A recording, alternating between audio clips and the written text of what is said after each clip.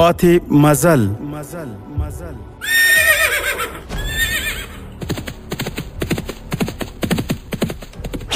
د تاریخي ناولونو ځانګړې خپرونه پاتې مزل د اوسني عصر د ننګونو او فرصتونو هنداره چې د اسلامي تمدن د عروج او انحطاط عوامل روښانه کوي.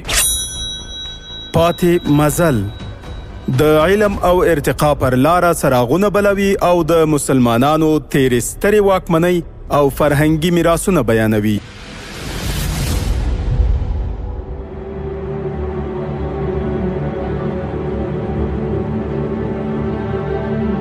د امید رادیو ډیرو قدرمنو اوریدونکو هیله ده چې ټول به روغ جوړ او په ورځنیو چارو کې بریالي اوسئ. پیل کوو د پاتې مزل په نننۍ خپرونه. هیله ده چې د خپرونې تر پایه راسره پاتې شي.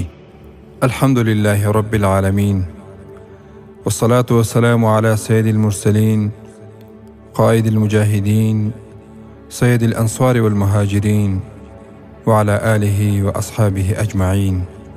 اما بعد. ورونو او خويندو، په تیره برخه کې تاسې واورېدل چې الحمدلله الله جل جلاله ورته نظام ورکړی.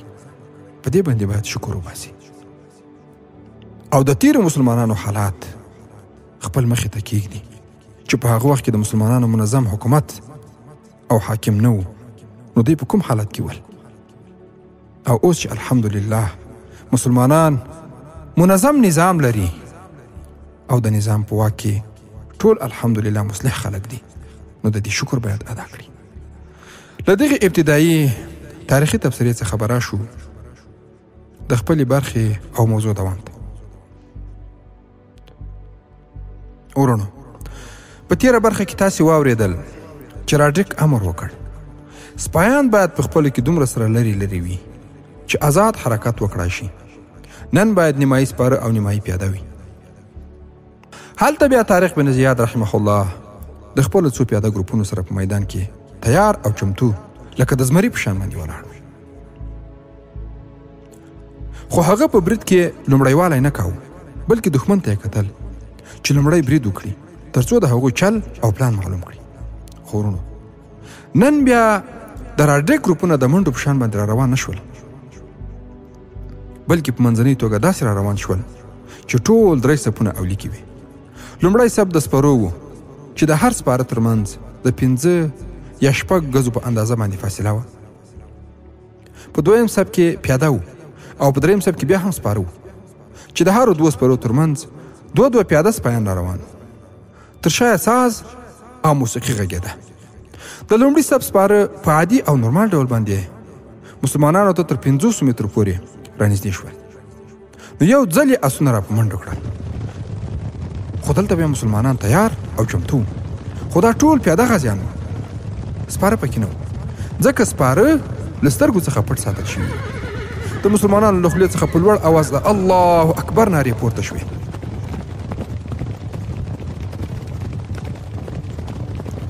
اندلسي سپایانو برچې او نیزې مخې ته نیولې وې او په منډه باندې راخوشي وو. کله چې مسلمانانو ته راورسېدل، غازیان په ناڅاپي توګه باندې دومره په بیړه باندې د 2 آسونو په منځ کې کېناستل چې د برچو او نیزو وهلو څخه خوندي او بچ پاتې شول. اندلسي آسونه همداسې مخکې په منډه باندې روان تر دې چې بیرته یې راوګرځول.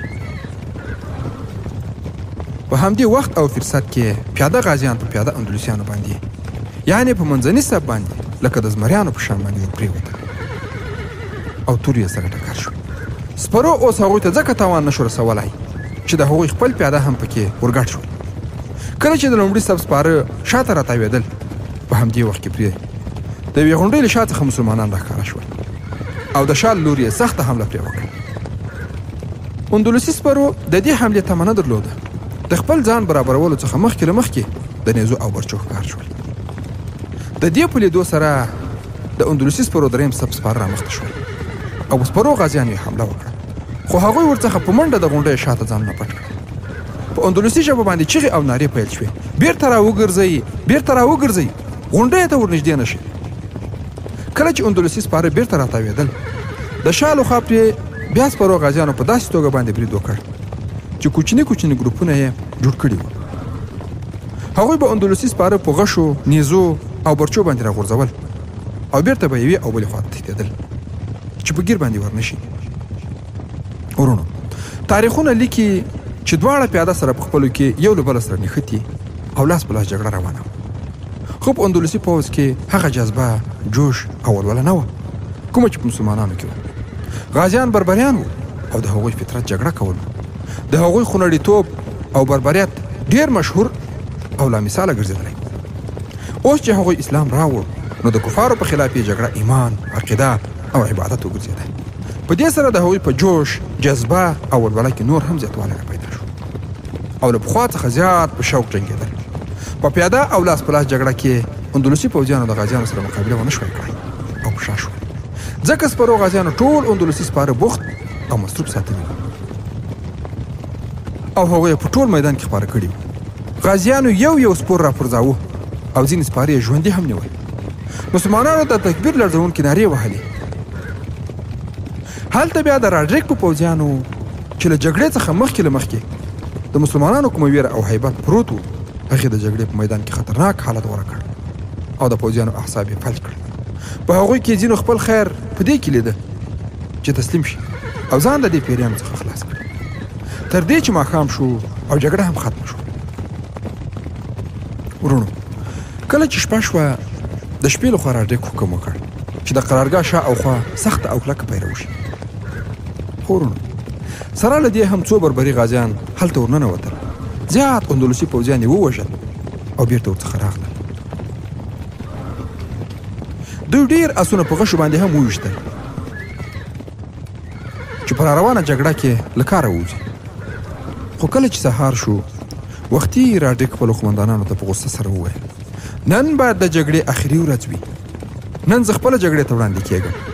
ما خو تر اوسه پورې ګوټي پوځیان نه دي مخکې کړي. راډریک په دغه حالت کې ګوټي جنرال ته وویل: خپلو ګوټي پوځیانو ته ووایه چې زه د فتح ویاړ او افتخار تاسې ته دربښم. زما د خپل قوم ګروپونو زه ډېر رسوا او وشرمولم. ورونو، که ستاسې په یاد وي، دا هماغه جنرال و چې میرنیا پرې خواري کړې وه چې قانع یې کړي او د مسلمانانو سره ملګرتیا وکړي. خو هغه دا خبره ونه منله.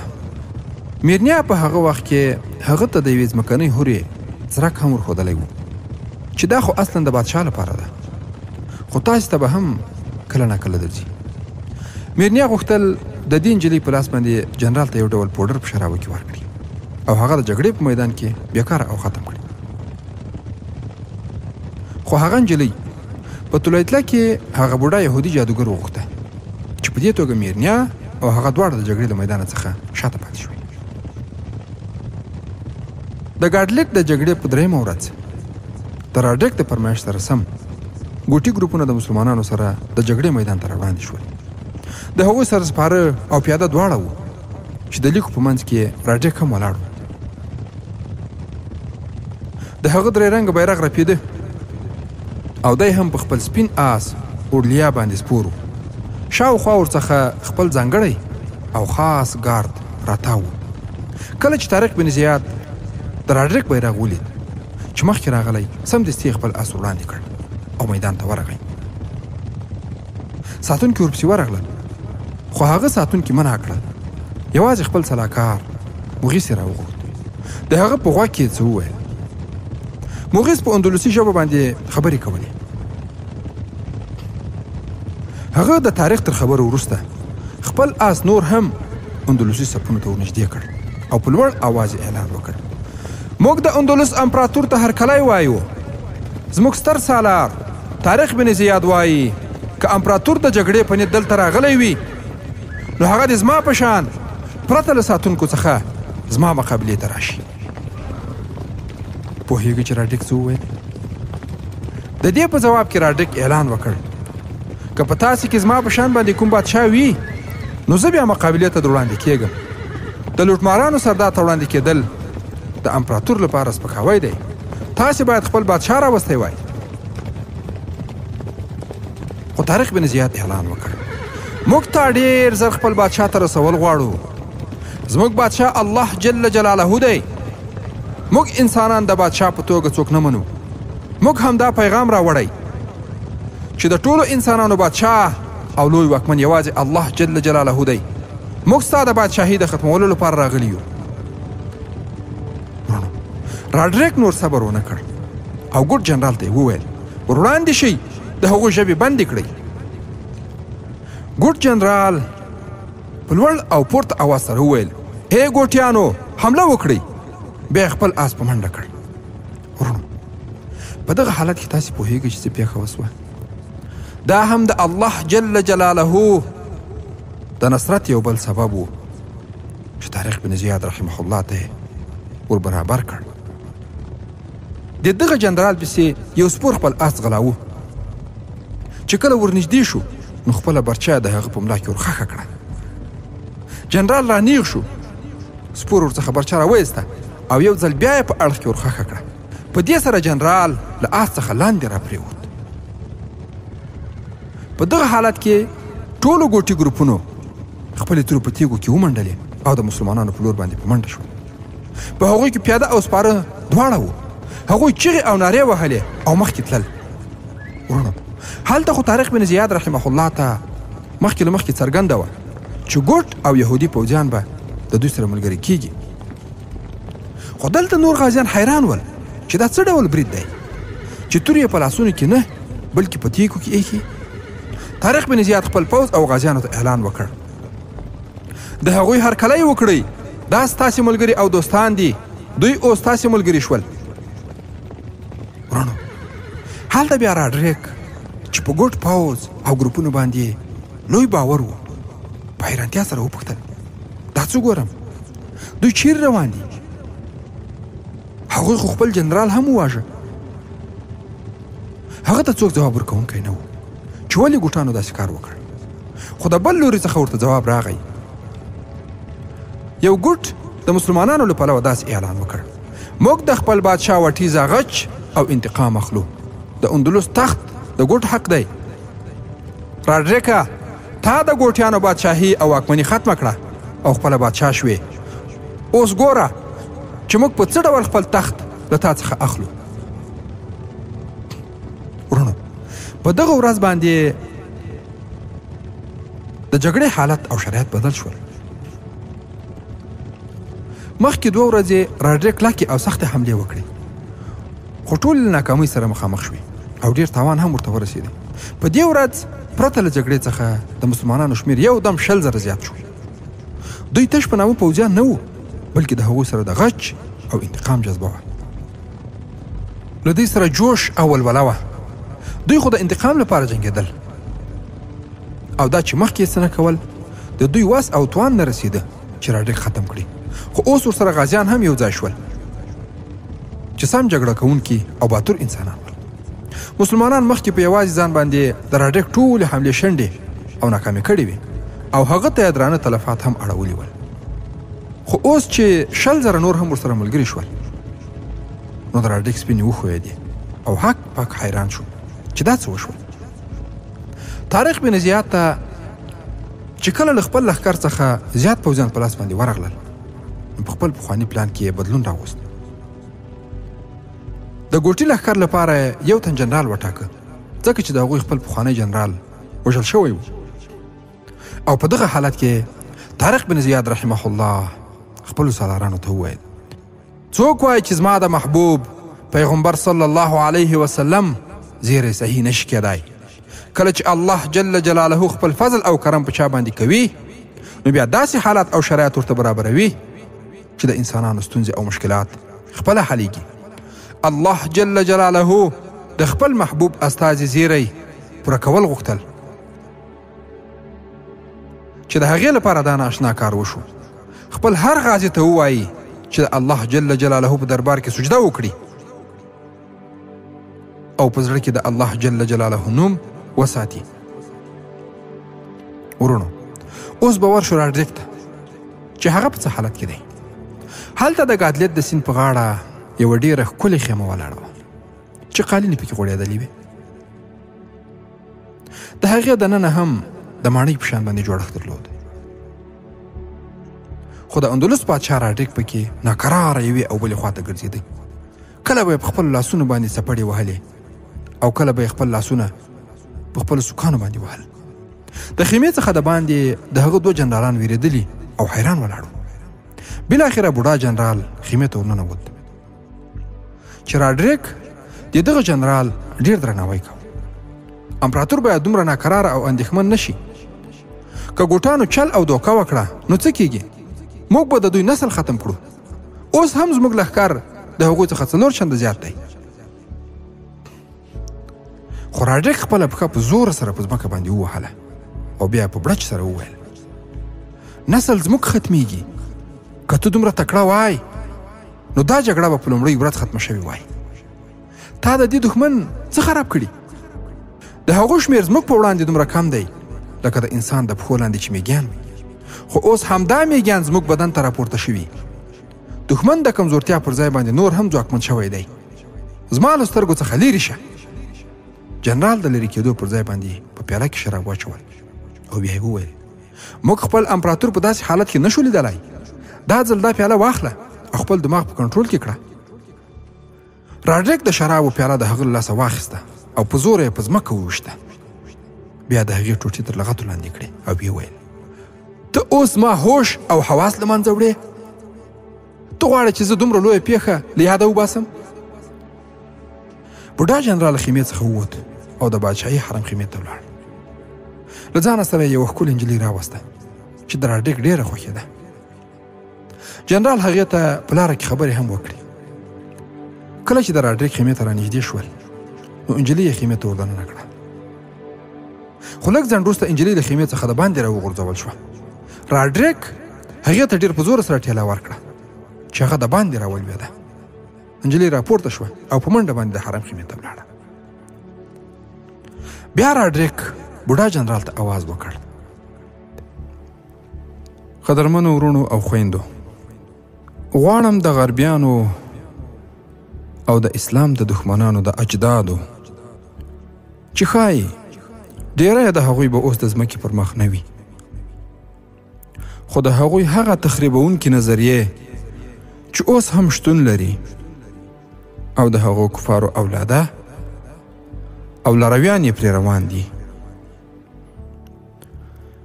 د هغوی نظریات او هغه مجلسونه چې د اسلام په خلاف باندې ترسره کړي او د تخریب ډیر شوم پلانونه یې نیولي دي، هغه تاسو ته وړاندې کړم.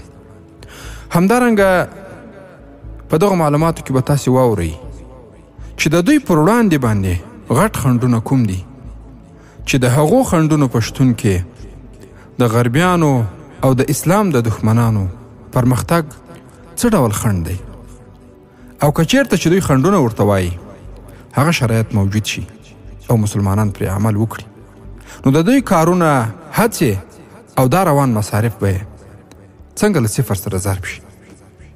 ورونو، په لومړي سر کې پوښتنه دا پیدا کیږي چې آیا غرب د اسلامي نړۍ پر وړاندې صلیبي جګړه په دې ډول باندې ترسره کول غواړي چې تاریخي نښې دا غوښتنه کوي، هغه نښې چې په هغې کې اسلام له مسیحیت سره نښتی دی، مسیحي ملت او د هغوی هیوادونه یې تر خپلې ولکې لاندې راوستي. آیا داسې نور عوامل شته چې غرب د اسلامي نړۍ پر ضد د صلیبي جګړو د پیل لپاره مجبوروي او په مختلفو اقدامونو باندې لاس پورې کوي؟ ورونو، د غربي رهبرانو له خبرو څخه داسې ښکاري چې دوی د نور عواملو له مخې د اسلام په ضد جګړې ته مخه کوي. هغوی اسلام د پولادي دیوال په شان باندې ګڼي چې پر ټوله نړۍ د دوی د ولکې او ګټې پر وړاندې باندې ولاړ دی، چې هغه په لاندې ډول دی. اول، هغوی په دې عقیده دي چې اسلام د استعمار پر وړاندې یوازینی کلک خنډ دی. لورانس براون وایي له شک پرته اسلام د اروپایي استعمار پر وړاندې یوازینی خنډ دی.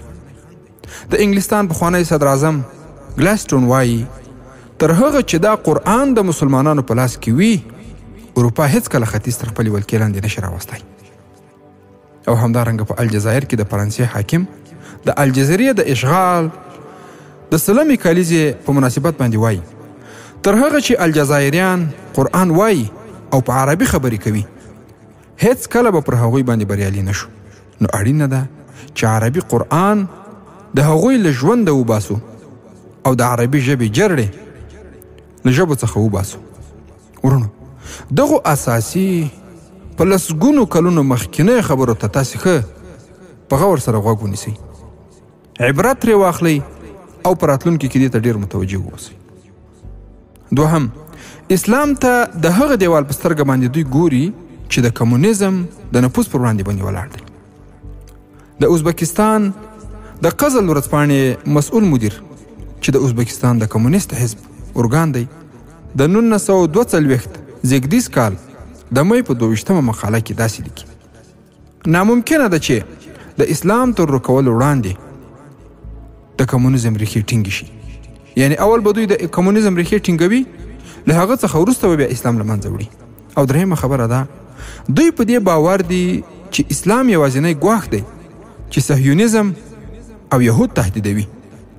د اسرائیلو پخوانی صدر اعظم بن ګوریون وایي هغه څه چې ډېر ترې ویریږو هغه دا دي چې په عربي نړۍ کې نوی محمد را پیدا نشي صلی الله علیه وسلم.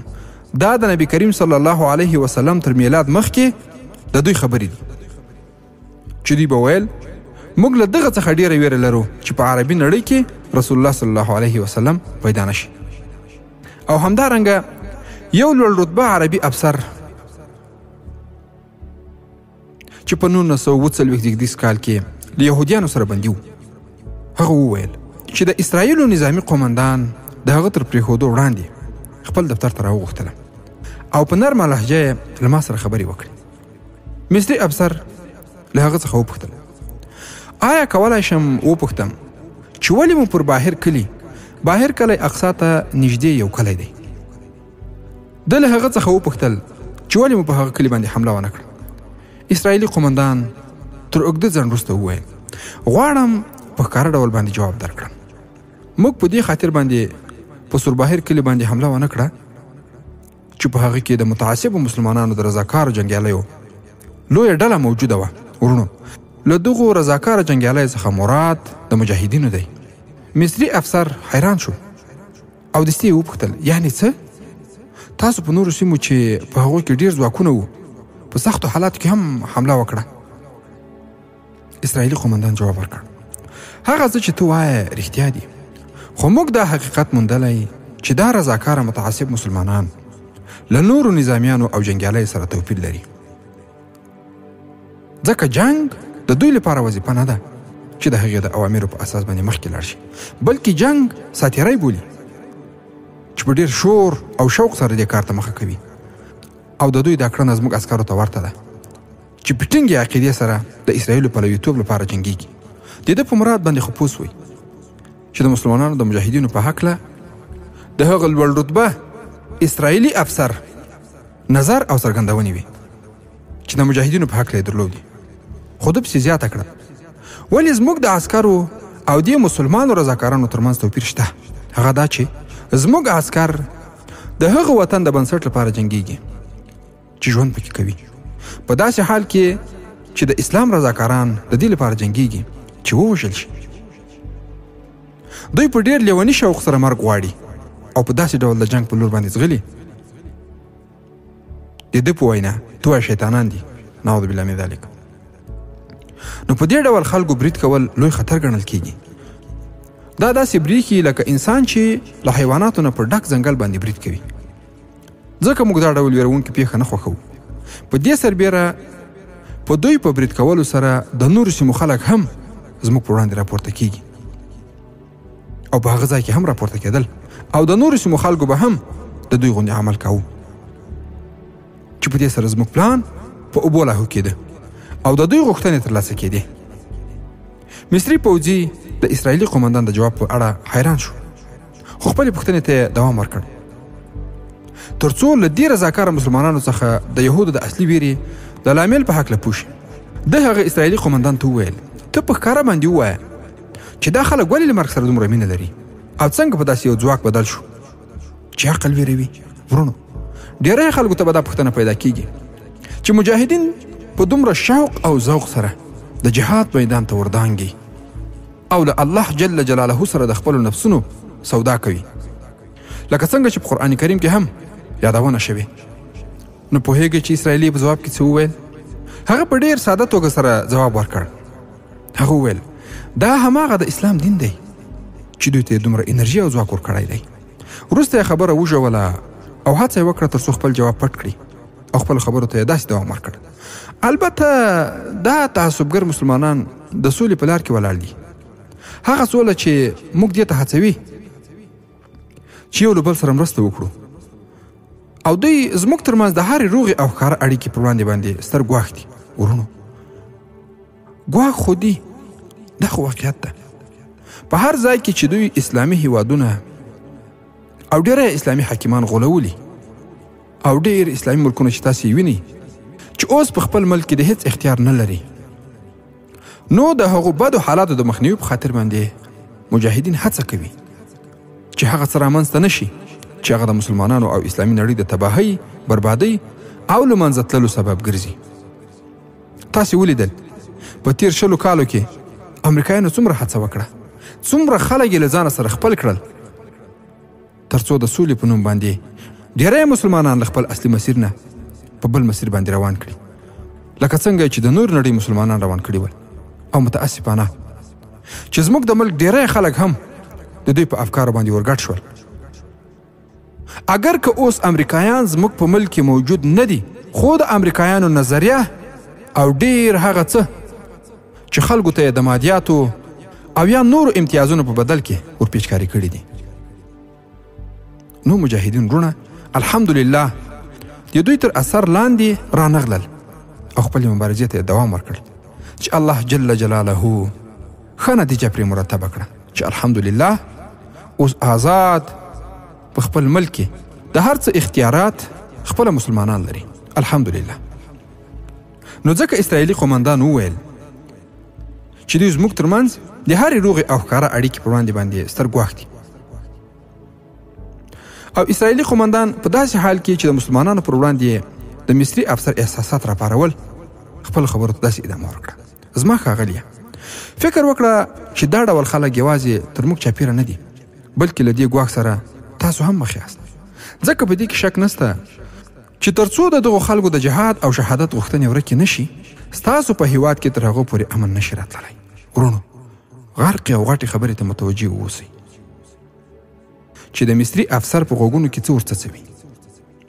هغه پسې زیاته کړه دا څیز یعنې جهاد او د خدای جل جلاله په لاره کې شهادت دا منطق د 20مې پیړۍ یعنې د پوهې د پیړۍ او ملګرو ملتونو عامو رایو او انسانانو د حقوقو مخالف دی. نعوذ بالله من ذلک. البته دا خبرې د دي او اسرائیلي قومندان خپلې خبرې داسې پای ته ورسولې. ښاغلی افسره، زه ستا په لیدو او دې ښکاره خبرو چې زما او ستا ترمنځ وشوې خوښ یم او تا سره د بیا لیدو هیله لرم چې په داسې فضا کې له یو بل سره مرسته وکړو چې دې تعصبګرو مسلمانانو د خدای په لار کې د شهادت او جهاد په شوق باندې نه وي ککړ. څلورمه خبره ده چې د هغوی په نظریاتو کې دا شامل دي چې دوی وایي د اسرائیلو پایښت د هغو په ورکولو کې دی چې په اسلام انګولې خښوي. صهیونیست لیکوال ایریل بوغر په هغه کتاب کې چې العهد والسیف یعنې ژمنه او توره ده چې په 1945 کال کې خپور شو داسې وایي د اسرائیلو بنسټ د دې مفکورې په پرانیستلو ایښودل شوی چې عربان باید یوه ورځ موږ ته د مرستې لاس راکړي او دا چې څنګه راسره مرسته وکړي د دې لپاره باید په عربي نړۍ کې هغه عناصر ورک شي چې له اسرائیلو سره دښمني ژوندۍ ساتي او دا هغه زاړه عناصر دي چې په مذهبي مشرانو او شیخانو کې خلاصه کیږي. ورونو تاسې اوس د عربي ممالکو او اسرائیلو اړیکې وڅېړئ نو بیا به د دغو نظریاتو مکمل حقیقت درته ښکاره سي. د امید راډیو ډیرو درنو او متدینو اوریدونکو دا وه د پاتې مزل نننۍ خپرونه چې تاسو ته ما ډاکټر سیف الله خالد وړاندې کړه. هیله ده موږ هم په خپلو نیکو دعاګانو کې یاد ساتئ. تر راروانې جذابې تاریخي خپرونې مو په لوی او مهربانه الله جل جلاله سپارم. السلام علیکم ورحمة الله وبرکاته.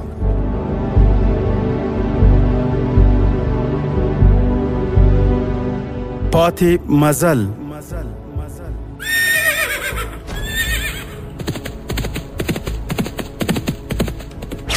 د تاریخي ناولونو ځانګړې خپرونه. پاتې مزل د اوسني عصر د ننګونو او فرصتونو هنداره چې د اسلامي تمدن د عروج او انحطاط عوامل روښانه کوي. پاتې مزل د علم او ارتقا پر لاره څراغونه بلوي او د مسلمانانو تیرې سترې واکمنۍ او فرهنګي میراثونه بیانوي. امید رادیو 103.7 FM